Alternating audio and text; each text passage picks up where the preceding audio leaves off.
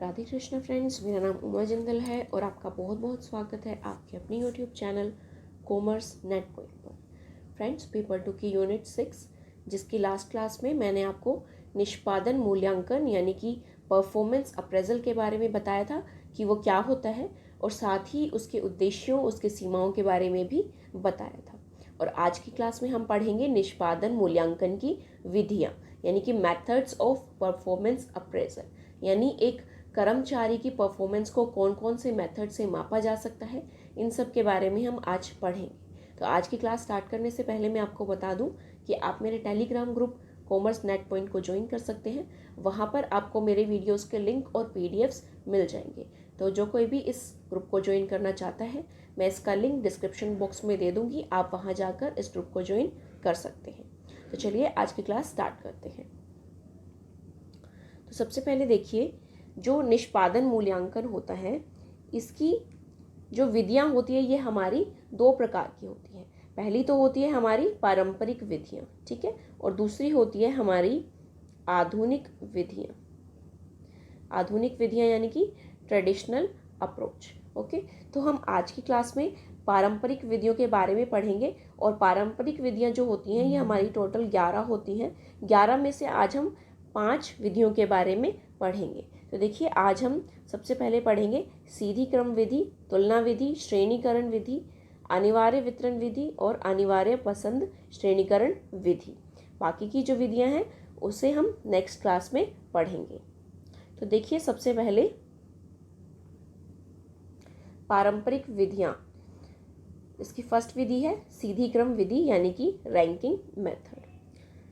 यह सबसे पुरानी व सरल विधि है। इसके अंतर्गत व्यक्ति तथा उसके निष्पादन को एक ही माना जाता है, अर्थात व्यक्ति को उसके कार्य निष्पादन से पृथक नहीं किया जाता। तो देखिए, जो रैंकिंग मेथड होता है, इसके अंदर एक व्यक्ति जो होता है उसको उसके कार्य से अलग नहीं माना जाता, दोनों को सेम ही माना जाता है। और जो ये मेथड है ये बहुत ही पुराना मेथड है, क्योंकि काफ़ी पुराने टाइम से ऐसा करते आते हैं कि जो सबसे अच्छा परफॉर्म करता है उसको हम सबसे ऊपर रखते हैं, उसके बाद जो नेक्स्ट कम अच्छा परफॉर्म करता है उसको नीचे रखते हैं। इस तरीके से हम पूरा रैंक बना देते हैं। जो सबसे कम अच्छा परफॉर्म करता है उसको हम सबसे लास्ट में रखते हैं, ठीक है। तो ये काफ़ी पुराना मेथड है और ये बहुत ही सिंपल मेथड है। इसमें हम अकॉर्डिंग टू उनके परफॉर्मेंस उनको हम रैंक कर देते हैं। ओके, इस विधि में कर्मचारियों को उनके व्यवहार और कार्य के आधार पर योग्यता क्रम में रखा जाता है। इसमें कर्मचारियों के संबंध में कुछ विशिष्टताओं का चयन किया जाता है और उन विशिष्टताओं के आधार पर उनका अंकन किया जाता है। यह एक अधिकतम कुशल व्यक्ति को न्यूनतम कुशल व्यक्ति से पृथक करने की सीधी एवं सरल विधि है, ठीक है। तो क्या किया जाता है इसके अंदर, इसमें कुछ विशिष्टताओं का चयन किया जाता है, यानी कि कुछ स्पेशल घटक का चयन किया जाता है जिसके आधार पर उनको ये देखा जाता है कि कौन अच्छा परफॉर्म कर रहा है और कौन कम परफॉर्म कर रहा है, ठीक है। तो इसके अंदर ये बहुत ही सीधी विधि है, एक कुशल व्यक्ति को न्यूनतम कुशल व्यक्ति से अलग करने की। ओके, तो देखिए इसका एक एग्जाम्पल है। इसके अंदर मान लीजिए एम्प्लॉयज़ हैं, 5 एम्प्लॉयज़ हैं, ABCDE, ठीक है। तो सबसे अच्छा अगर परफॉर्म बी कर रहा है तो उसको हमने 1 रैंक दे दिया। ओके, उसके बाद अगर ए उसके बाद नेक्स्ट परफॉर्म कर रहा है उससे अच्छा तो सेकंड उसको दे दिया। और जो सबसे कम अच्छा यानी कि जो सबसे कम कुशल व्यक्ति है वो डी है, तो उसको हमने 5 रैंक दे दिया। तो इस तरीके से हमने उनका रैंक बना लिया कि सबसे अच्छा जो है वो बी परफॉर्म करता है। ओके, उसके बाद ए परफॉर्म करता है, उसके बाद सी, उसके बाद ई और एट लास्ट डी, ठीक है। तो इस तरीके से हम एम्प्लॉयज़ को रैंक कर देते हैं, उनको लाइन वाइज लगा देते हैं कि कौन सबसे अच्छा परफॉर्म कर रहा है और कौन सबसे कम परफॉर्म कर रहा है। उसके बाद नेक्स्ट हम देखेंगे तुलना विधि। तुलना विधि यानी कि पेयर्ड कंपैरिजन मेथड। ओके, तो जैसे कि इसके नाम से भी क्लियर हो रहा है कि ये तुलना विधि है, यानी इसके अंदर हम क्या करेंगे, इसके अंदर हम एक व्यक्ति की दूसरे व्यक्ति से तुलना करते हैं। तो देखिए, इस विधि में प्रत्येक व्यक्ति की तुलना दूसरे व्यक्ति से की जाती है तथा उसे प्रत्येक घटक के लिए अंक दिए जाते हैं। प्रत्येक व्यक्ति की आपस में तुलना की जाती है और जो व्यक्ति अधिक कुशल होता है उसे प्लस से अंकित किया जाता है और जो व्यक्ति कम कुशल होता है उसे माइनस से अंकित किया जाता है। जिसके सबसे अधिक प्लस होते हैं वह सबसे अधिक कुशल व्यक्ति होता है। ओके, तो इसके अंदर क्या किया जाता है, इसके अंदर व्यक्तियों की आपस में तुलना की जाती है और यह देखा जाता है कि कौन व्यक्ति, देखिए इसको मैं आपको एक फिगर से समझाती हूँ। यहाँ पर देखिए 4 एम्प्लॉयज़ हैं, A, B, C and D, ठीक है। तो इनका आपस में कैसे तुलना की गई है, A की B से, ठीक है, A की B से, फिर A की C से और A की D से, यानी कि A की जो है वो सभी से तुलना की गई है, पहले B के साथ और फिर C के साथ और फिर D के साथ, ठीक है। इसी तरीके से B की C, D और C, उसके बाद C की D से। तो इस तरीके से जो है जितने भी कर्मचारी होते हैं उनकी आपस में तुलना की जाती है, और जो अच्छा होता है, जैसे कि ए और बी की हमने जब तुलना करी, मान लीजिए अगर ए अच्छा है तो उसको प्लस दिया जाता है, ठीक है, तो उसको प्लस दिया जाता है और दूसरे को माइनस। तो इस तरीके से जो है उनकी तुलना की जाती है। तो देखिए यहाँ पर एक एग्जाम्पल और है, यहाँ पर ये 5 एम्प्लॉयज़ हैं, ABCDE, ठीक है, ये 5 एम्प्लॉयज़ हैं, इनकी आपस में तुलना करी जा रही है, ठीक है। जब इनकी आपस में तुलना करी गई तो देखिए जो ए है, ए यानी कि जो 8 है, इसको सबसे ज़्यादा प्लस पॉइंट्स मिले हैं, देखिए इसको सबसे ज़्यादा प्लस मिले हैं। तो इसका मतलब ये है कि ये जो कर्मचारी है ये सबसे ज़्यादा कुशल व्यक्ति है हमारे ऑर्गेनाइजेशन का, ठीक है। तो इस तरीके से जो है पेयर्ड कंपैरिजन में निष्पादन मूल्यांकन किया जाता है, ठीक है। तो देखिए जो विधि होती है, इसके लाभ होते हैं कि जो विधि है वो बहुत ही ईजी होती है और इसको कोई भी यूज़ कर सकता है, और ये छोटे जो ऑर्गेनाइजेशन होते हैं उनके लिए बहुत बेनिफिशियल होती है, क्योंकि इसके अंदर सिंपली हम निकाल लेते हैं कि कौन कितना अच्छा कार्य कर रहा है, कौन व्यक्ति जो है वो सबसे अच्छा कार्य कर रहा है और कौन व्यक्ति जो है अच्छा कार्य नहीं कर रहा, ठीक है। और इसकी जो लिमिटेशंस होती हैं कि ये जो विधि है ये बड़े संगठन में यूज़ नहीं कर सकते, क्योंकि अगर बड़े संगठन में हम यूज़ करेंगे तो वहाँ पर जो है वो नंबर ऑफ एम्प्लॉयज़ जो होते हैं वो बहुत ज़्यादा होते हैं, है ना। तो नंबर ऑफ एम्प्लॉयज़ बहुत ज़्यादा होते हैं, तो इस वजह से वहाँ पर हम किस किस की तुलना करेंगे आपस में, तो इसलिए ये बड़े ऑर्गेनाइजेशंस में यूज़ नहीं होता। ओके, उसके बाद नेक्स्ट मेथड हम देखेंगे। नेक्स्ट मेथड है हमारा श्रेणीकरण विधि, यानी कि ग्रेडिंग मेथड। तो देखिए इस विधि में कर्मचारियों को पहले से निर्धारित श्रेणियों में उनके कार्य निष्पादन के आधार पर बांटा जाता है। यह श्रेणियां मुख्यतः 3 प्रकार की हो सकती हैं, जैसे उत्तम, अच्छा या बुरा। ओके, तो श्रेणीकरण विधि जैसे कि हमने कार्य मूल्यांकन पढ़ा था तो वहाँ पर भी होती है ग्रेडिंग मेथड, तो इसी तरीके से ये ग्रेडिंग मेथड भी होता है कि इसके अंदर क्या होता है, पहले से जो है हमारी क्लासेस या श्रेणियाँ निर्धारित होती हैं, उसके अंदर बस हमें जो हमारे कर्मचारी होते हैं उनको डिवाइड करना होता है कि ये इस श्रेणी के अंदर आएगा, ये इस श्रेणी के अंदर आएगा। जैसे कि इनको मेनली क्या होता है 3 पार्ट्स में हम रख सकते हैं, जैसे उत्तम, अच्छा या बुरा। तो हमें देखना होता है कि जो हमारा कर्मचारी है वो उत्तम है, अच्छा है या बुरा है, उनको हमें पहले से जो निर्धारित श्रेणियाँ होती हैं उनके अंदर बांटना होता है। नेक्स्ट है हमारी अनिवार्य सुविचारित वितरण विधि, यानी कि फोर्स्ड डिस्ट्रीब्यूशन मेथड। ओके, तो देखिए क्या होता है, इसमें 5 बिंदु वाले मापक का प्रयोग किया जाता है।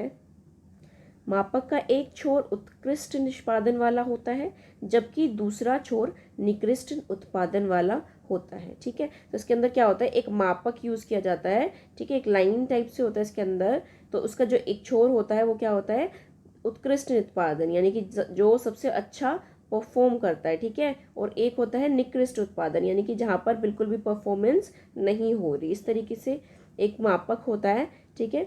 तो कर्मचारियों के निश्चित प्रतिशत को मापक के उत्कृष्ट, मध्यम, कोष्टक तथा निकृष्ट भाग आवंटित किए जाते हैं, ठीक है। तो क्या किया जाता है, एक परसेंटेज इसके अंदर निर्धारित कर दी जाती है कि जिसके अनुसार हमें कर्मचारियों को उसमें बांटना होता है कि 10% जो है वो एवरेज में, जैसे देखिए मूल्यांकनकर्ता से कहा जाता है कि वे लगभग 10% कर्मचारियों को उत्कृष्ट स्तर दें, ठीक है, और 20% को अगली श्रेणी में, और 40% को मध्यम श्रेणी, 20% को निकृष्ट तथा अगली 10% को निम्न निकृष्ट श्रेणी प्रदान करें, ठीक है। तो इसके अंदर क्या करा है, इसको 5 पार्ट्स में डिवाइड किया इस मापक को। उसके बाद अंदर बोला कि जो सबसे पहले 10% हैं उनको सबसे टॉप लेवल पे रखा जाए, ठीक है। उसके बाद जो बाकी के 20% है, जैसे उनको क्या रखा जाए, उनको नेक्स्ट श्रेणी में रखा जाए। उसके बाद 40% जो है उनको एवरेज में रखा जाए। उसके बाद नेक्स्ट 20 को थोड़ा ठीक ठाक में रखा जाए, और उसके बाद जो लास्ट 10% है उनको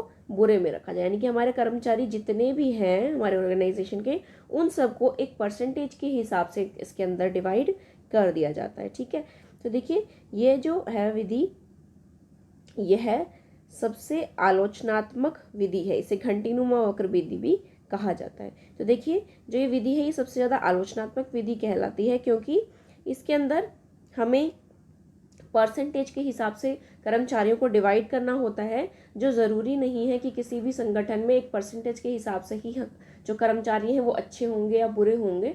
ठीक है, तो इसलिए इसको सबसे ज़्यादा इसकी आलोचना की गई है। और इसे घंटीनुमा वक्र इसलिए कहा जाता है, वक्र विधि भी इसलिए कहा जाता है, क्योंकि जब हम अपने कर्मचारियों को एक मापक के ऊपर जब हम उनको डिवाइड कर देते हैं तो कुछ इस तरीके से जो है वो वक्र बनकर आता है। ये देखिए इस तरीके से वक्र बनकर आता है, तो इसलिए इसे घंटीनुमा वक्र विधि भी कहा जाता है। ये देखिए ये बेल टाइप बन गया है, तो इसलिए इसे घंटीनुमा वक्र विधि हम कहते हैं। ठीक है, तो देखिए एग्जाम्पल है, इसमें क्या किया गया है, इसमें एक ऑर्गेनाइजेशन में डाटा दिया गया है कि 10% जो है उनको एक्सीलेंट में रखा जाएगा, और 20% जो है गुड में, 40% एवरेज, 20% बिलो एवरेज, और 10% जो है वो अनसेटिस्फैक्ट्री, यानी कि जो बिल्कुल भी अच्छा परफॉर्म नहीं कर रहे उनको अनसेटिस्फैक्ट्री में, और जो बहुत ही अच्छा परफॉर्म कर रहे हैं उनको एक्सीलेंट में यहाँ पर डिवाइड कर दिया गया है। ठीक है, तो जितने भी एम्प्लॉयज़ होते हैं उनको एक परसेंटेज के हिसाब से हम डिवाइड कर देते हैं। ठीक है, तो ऐसा फोर्स डिस्ट्रीब्यूशन मेथड में किया जाता है। तो देखिए इसके लाभ क्या क्या होते हैं। सबसे पहला लाभ है इसका सरल विधि, कि ये जो विधि है ये बहुत सरल है, क्योंकि इसको बस हमें क्या देखना है कि हमारे जो कर्मचारी हैं वो कौन सबसे अच्छा परफॉर्म कर रहा है। जो सबसे अच्छा परफॉर्म कर रहा होगा उसको एक्सीलेंट में डाल देंगे, उससे कम जो अच्छा कर रहा है उसको गुड में डाल देंगे। ठीक है, तो इस तरीके से सरल विधि है, इसको आसानी से यूज़ किया जा सकता है। नेक्स्ट है प्रतिस्पर्धा। इससे क्या होता है, इससे हमारा कंपटीशन लेवल बढ़ता है, क्योंकि जब किसी कर्मचारी को पता चलता है कि मैं इससे नीचे हूँ, मुझे अभी ऊपर आने के लिए काफ़ी कुछ करना होगा, तो उसमें कंपटीशन लेवल बढ़ता है और वो और अच्छे से कार्य करता है। उसके बाद देखिए प्रशिक्षण के लिए आधार। तो ये विधि है प्रशिक्षण के लिए आधार बनती है, क्योंकि हमें पता चलता है कि हमारे जो ऑर्गेनाइजेशन के कर्मचारी हैं वो कैसा परफॉर्म कर रहे हैं और उनकी कहाँ पर वो कमी कर रहे हैं। ठीक है, उनको कहाँ पे हमें प्रशिक्षित करना चाहिए जिससे वो और अच्छा कर सकें। उसके बाद पदोन्नति, स्थानांतरण, अतिरिक्त लाभ आदि के लिए आधार, यानी कि जब हमें पता चल जाता है कि हमारे जितने भी कर्मचारी हैं वो कौन से टॉप परफॉर्मर्स हैं या कौन कैसा परफॉर्म कर रहा है, तो हमें इससे भी ये भी पता चल जाता है कि कौन व्यक्ति है जो प्रमोशन के लायक है। ठीक है, कौन व्यक्ति जो है वो और अच्छा परफॉर्म कर सकता है। तो इस तरीके से ये सभी पदोन्नति, स्थानांतरण और अतिरिक्त लाभ के आधार बनते हैं। ठीक है, इसके बाद इसकी सीमा यानी इसकी लिमिटेशंस देख लेते हैं। इसकी लिमिटेशंस है कर्मचारियों के मध्य कम अंतर होना, यानी कि कई बार क्या होता है, जैसे इसके अंदर परसेंटेज डिसाइड्स कर दी जाती है कि 10% ही हमें लेना है या फिर 12% लेना है टॉप लेवल पे। ठीक है, या कोई भी मतलब लेवल पे परसेंटेज डिसाइड कर दी जाती है। तो क्या होता है कई बार कि हमारे ऑर्गेनाइजेशन में ज़रूरी नहीं है कि 10% जो है वही बहुत अच्छे परफॉर्मर्स हो सकता है कि 12 भी हो। ठीक है, तो 10 से जब हमें 10 लेने के लिए बोला जाता है तो हो सकता है हमारे ऑर्गेनाइजेशन में 12% ऑफ परफॉर्मर्स है ना, लेकिन जब ये 2% रह जाते हैं तो वहाँ पर ये उनको फ़ायदा नहीं मिल पाता। तो इस तरीके से एक ये लिमिटेशन है इस विधि की। उसमें नेक्स्ट देखिए मूल्यांकनकर्ता की दृश्यता पर आधारित। तो ये जो विधि है ये टोटली मूल्यांकनकर्ता की दृश्यता पर आधारित है कि उसको कैसा लगता है, कि कौन व्यक्ति कितना अच्छा परफॉर्म कर रहा है ना, उसको जो लगेगा वो उसी हिसाब से डिवाइड करेगा। ओके, उसके बाद देखिए समूह कार्य पर नकारात्मक प्रभाव। तो इससे क्या होता है, इससे टीम वर्क में नकारात्मक प्रभाव होता है, क्योंकि अगर मान लीजिए कि काफ़ी सारे टॉप परफॉर्मर्स है जो बहुत अच्छा परफॉर्म कर रहे हैं, उसके बाद भी वो टॉप की कैटेगरी में नहीं आ पा रहे, तो उससे उसके अंदर नेगेटिविटी आती है और वो टीम वर्क में काम नहीं करना चाहता फिर। ओके, अवांछनीय प्रतिस्पर्धा। तो इससे क्या होता है, इससे अवांछनीय प्रतिस्पर्धा पैदा होती है। बेशक से वो पहले से ही वो बहुत अच्छा परफॉर्म कर रहा है, बहुत टॉप का परफॉर्म कर रहा है, लेकिन उसके बावजूद वो टॉप की कैटेगरी में नहीं आ रहा। तो इस वजह से क्या होता है, इस वजह से हमारे उनके बीच जो है वो अवांछनीय प्रतिस्पर्धा उत्पन्न होती है। उसके बाद देखिए मनोबल का गिरना।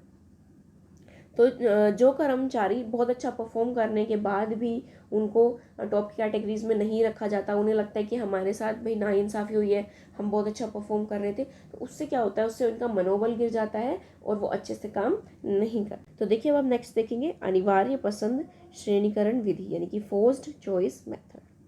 तो देखिए इसमें क्या होता है, मूल्यांकनकर्ता से 2 या 4 में से ऐसे कथन का चुनाव करने के लिए कहा जाता है जो उसकी नज़र में कर्मचारी की विशेषता को सही व्यक्त करता है, तथा दूसरा जो बिल्कुल नहीं। दोनों में चयन के लिए उसे कहा जाता है। यह तरीका वस्तुनिष्ठ उत्तर प्राप्त करने का सही तरीका है। तो देखिए इसके अंदर क्या किया जाता है, इसके अंदर मूल्यांकनकर्ता को कुछ कथन दे दिए जाते हैं। उसमें ऐसे होते हैं जो एक तो कर्मचारी की बिल्कुल विशेषता को सही बता रहे हैं, ठीक है, और दूसरे ऐसे भी होते हैं जो नहीं बता रहे। तो उनमें से उसको सिलेक्ट करना होता है कि कौन सी जो है उसकी वो विशेषता को बता रहा है, ठीक है। तो ये जो होती है एकदम वस्तुनिष्ठ प्रणाली होती है, ये बहुत ही अच्छी होती है, ठीक है। इसको एक एग्जाम्पल से हम समझते हैं। तो देखिए इसका एग्जाम्पल है, सबसे पहले देखिए यहाँ पर पूछा गया है रेगुलरिटी ऑन द जॉब के बारे में, कि जो कर्मचारी हैं वो रेगुलरिटी कैसी है उनकी, ठीक है। तो यहाँ पर मोस्ट या लीस्ट, ठीक है, बस इसके अंदर ये पूछा गया मोस्ट या लीस्ट। इसके अंदर ऐसा नहीं होता बिल्कुल भी कि कम, ज़्यादा या थोड़ा कम, थोड़ा ज़्यादा, इस तरीके से, ठीक है। तो इस तरीके से ही नहीं होता, इसके अंदर सीधा मोस्ट या लीस्ट दिया जाता है। तो इन दोनों में से एक ऑप्शन को सिलेक्ट करना होता है, एक जो पूरी विशेषता बता रहा है और दूसरा जो नहीं बता रहा। ओके, तो यहाँ पर रेगुलरिटी ऑन द जॉब के बारे में पूछा गया है। तो यहाँ पर पूछा गया कि ऑलवेज रेगुलर, तो ऑलवेज रेगुलर है या नहीं, तो आप बता देंगे मोस्ट है तो मोस्ट, नहीं तो लीस्ट। ओके, इस तरीके से inform in advance for delay, क्या इन्फॉर्म करता है डिले के लिए, ठीक है, तो वो भी मोस्ट है तो मोस्ट, नहीं तो लीस्ट। ओके, उसका नेवर रेगुलर, रिमेन एब्सेंट, तो इसमें से जो भी मूल्यांकनकर्ता को सही लगता है वो इस पर टिक कर देता है। ओके, तो ये है फोर्थ चॉइस मेथड। इसके लाभ क्या क्या है कि ये भी एक इजी मेथड है, इसको भी यूज़ किया जा सकता है, और ये बहुत ही वस्तुनिष्ठ प्रणाली होती है। इसके अंदर जो कर्मचारी होता है उसके अंदर कोई व्यक्तिगत प्रभाव नहीं डाला जा सकता, ठीक है। जो जैसा होता है व्यक्ति, उसका कार्य निष्पादन वैसा ही मिलता है यहाँ पे। ओके, उसका मूल्यांकन उसी तरीके से होता है, ठीक है।